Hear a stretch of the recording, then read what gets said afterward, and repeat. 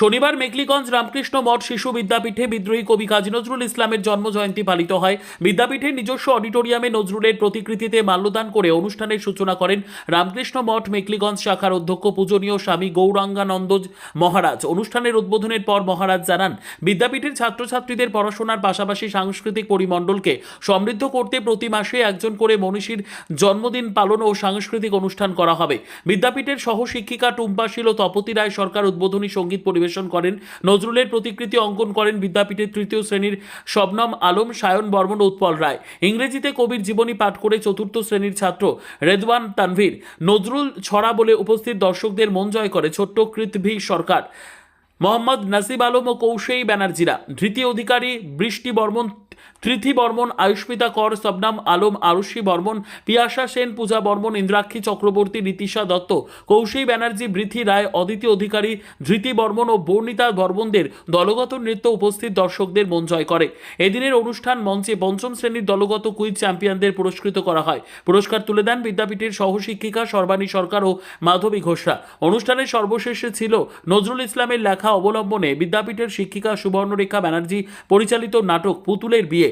এই নাটকে খেলার ছলে ধর্মীয় গোঁড়ামি, সংকীর্ণতা ও কুপমণ্ডুকতাকে খুব সুন্দর ও হাস্যরসাত্মকভাবে পরিহার করার বার্তা দেওয়া হয়েছে, যা সকলের প্রশংসা কুড়ায়। বিদ্যাপীঠের তরফে জানানো হয়েছে, এই ধরনের সাংস্কৃতিক অনুষ্ঠানে ছাত্রছাত্রীদের আরও বেশি সক্রিয় অংশগ্রহণ শিশু মনের বিকাশ ঘটাতে সাহায্য করবে।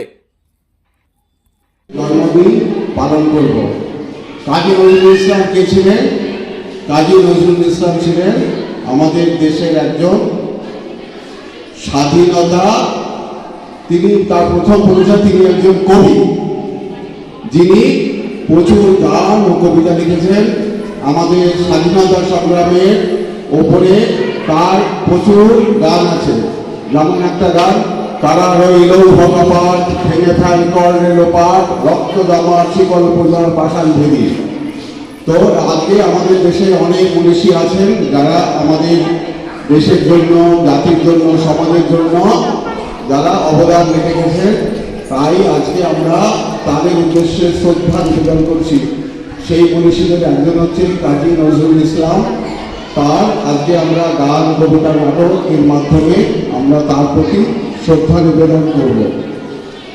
তো এর পরের মাসে আরেকটা অনুষ্ঠান হবে লাস্টের শনিবার।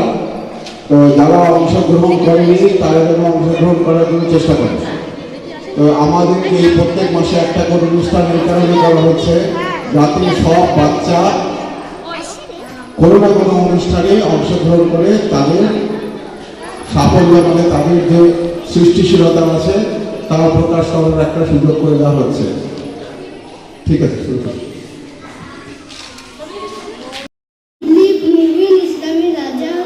On the other hand, he passionately opposed Shama Sundar.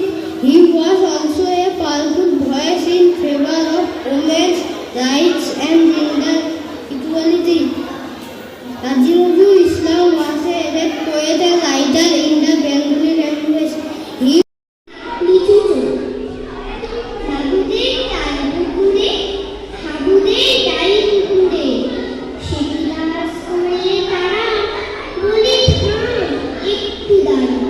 পুকুরে